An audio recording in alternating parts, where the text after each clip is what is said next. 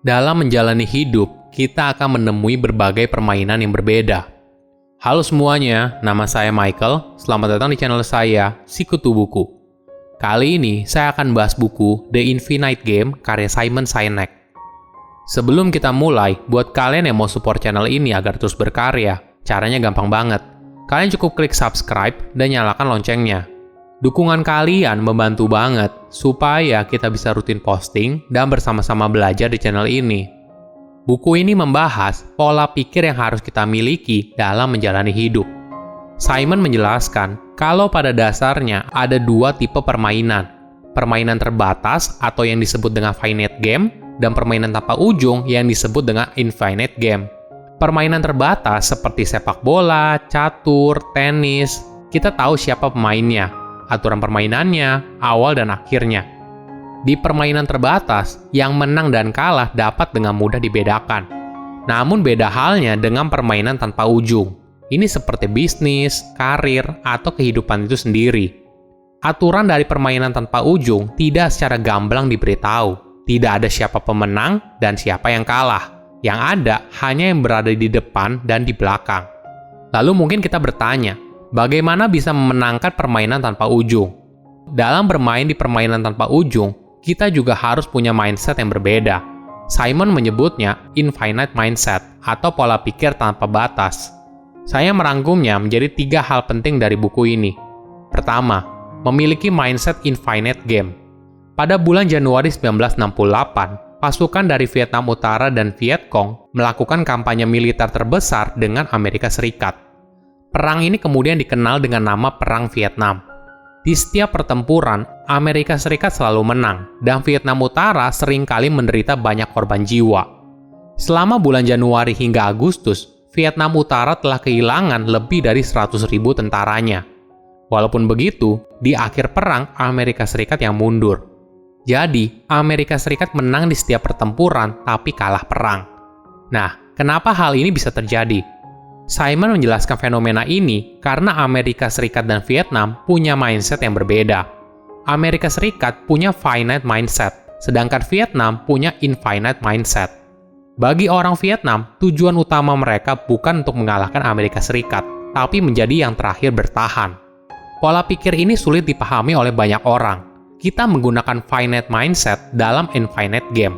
Contohnya seperti Amerika Serikat dalam Perang Vietnam. Mereka bukan berpikir yang paling terakhir bertahan, tapi bagaimana memenangkan pertarungan. Padahal, perang adalah infinite game. Tidak ada yang pasti dan tidak ada ujungnya. Permainan hanya berhenti ketika ada salah satu pihak kehilangan semangat dan sumber daya untuk terus bermain. Simon memberikan fakta yang menarik. Bisnis bukan seperti permainan dengan aturan dan akhir yang jelas. Bisnis adalah permainan tanpa ujung, di mana sebuah organisasi harus bisa bertahan selama mungkin di dalam permainan.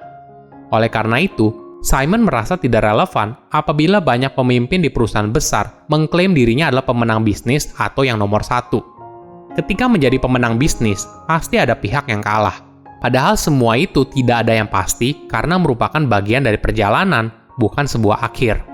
Banyak perusahaan terlalu fokus pada keuntungan jangka pendek. Triwulan depan berapa besar profitnya? Padahal, pemimpin dalam sebuah perusahaan harus melihat dalam cakrawala yang lebih jauh. Bagaimana bisnisnya bisa bertahan dalam puluhan dekade berikutnya?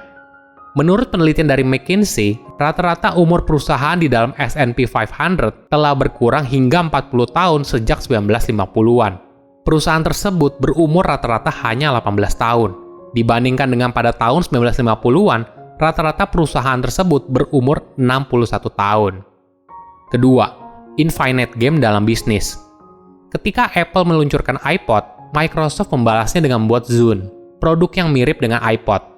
Saat itu, Microsoft ibaratnya terobsesi dengan Apple.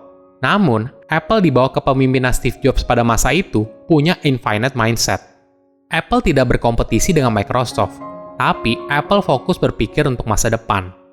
Setahun kemudian setelah Zune diluncurkan, Apple mengeluarkan smartphone dan membuat Zune dan iPod menjadi tidak relevan lagi.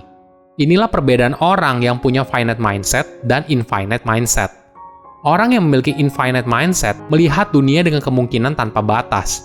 Bermain dengan finite mindset dalam infinite game seperti dunia bisnis akan membuat perusahaan mengambil keputusan yang merugikan masa depannya. Perusahaan dengan finite mindset fokus bagaimana triwulan atau semester depan harus untung.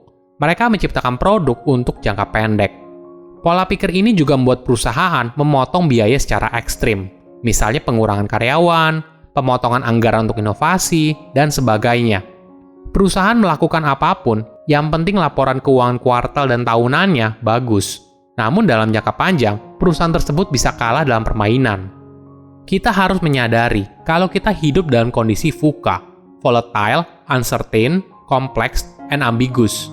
Artinya, kondisi yang mudah berubah, tidak pasti, rumit, dan ambigu. Oleh karena itu, kita harus siap dengan mindset yang berbeda. Dalam infinite game, ada dua hal yang paling penting, yaitu semangat dan sumber daya. Sumber daya yang berupa uang biasanya berasal dari investor dan pelanggan, sedangkan semangat adalah motivasi di dalam sebuah organisasi. Dalam kondisi sulit, pemimpin dengan finite mindset melihat karyawan sebagai beban dan memprioritaskan keuntungan jangka pendek. Namun, pemimpin dengan infinite mindset melihat dengan cara yang berbeda. Victorinox adalah perusahaan yang produksi pisau Swiss Army yang terkenal. Namun setelah kejadian 9/11, bisnisnya langsung ambles karena pisau dilarang untuk dibawa ke pesawat. Orang berhenti membawa pisau kemana-mana lagi. Padahal, dulu pisau Swiss Army sering dijadikan kado bagi orang yang pensiun atau kelulusan. Dalam kondisi yang sulit, Victorinox mengambil langkah yang berbeda. Mereka tidak memecat karyawan satupun, malah mereka meningkatkan anggaran untuk inovasi produk dan menginspirasi karyawan mereka untuk meningkatkan merek Victorinox ke pasar yang baru. Ada alasan kenapa Victorinox bisa melakukan hal ini. Ketika bisnisnya berjalan baik, Victorinox mempersiapkan dana darurat untuk waktu sulit yang tidak bisa diprediksi. CEO-nya bilang, jika kita lihat sejarah, kejadian buruk pasti terjadi. Oleh karena itu, kami tidak berpikir dalam triwulan, tapi kami berpikir hingga generasi masa depan.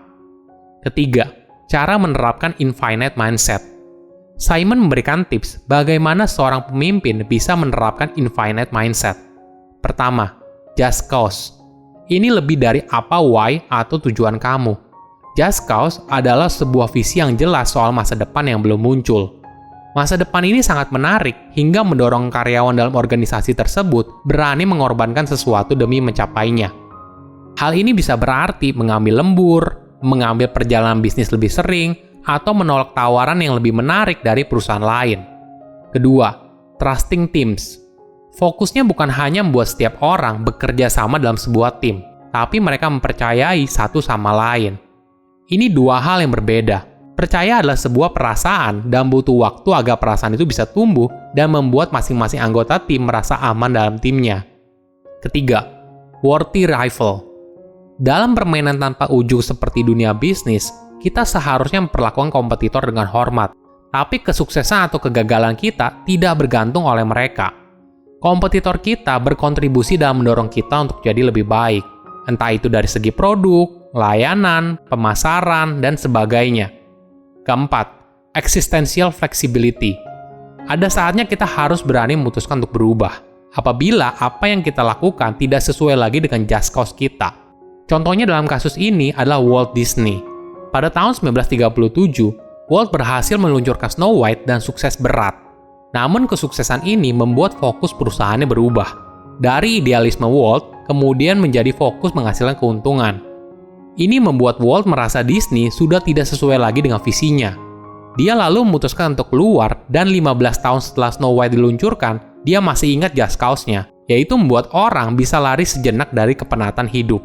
Itulah yang membuat Walt menciptakan Disneyland. Walt ingin Disneyland menjadi tempat paling bahagia di dunia, di mana orang dewasa dan anak-anak bisa merasakan keindahan hidup, pengalamannya, dan merasa lebih baik setelahnya. Kelima, courage to lead. Memimpin butuh keberanian. Apakah seorang pemimpin berani fokus pada jangka panjang daripada keuntungan setiap triwulan atau semester? Apalagi di tengah banyak tekanan, seperti dari pemegang saham. Ini tidak mudah. Namun seorang pemimpin perlu berani mengambil resiko terukur agar perusahaannya bisa bertahan dalam jangka panjang. Permainan yang berbeda butuh mindset yang berbeda. Di permainan tanpa ujung seperti kehidupan, tidak ada yang kalah dan menang. Yang ada hanyalah siapa yang di depan dan siapa yang di belakang. Silakan komen di kolom komentar, pelajaran apa yang kalian dapat ketika baca buku ini. Selain itu, komen juga, mau buku apa lagi yang saya review di video berikutnya. Saya undur diri, jangan lupa subscribe channel YouTube Sikutu Buku. Bye-bye.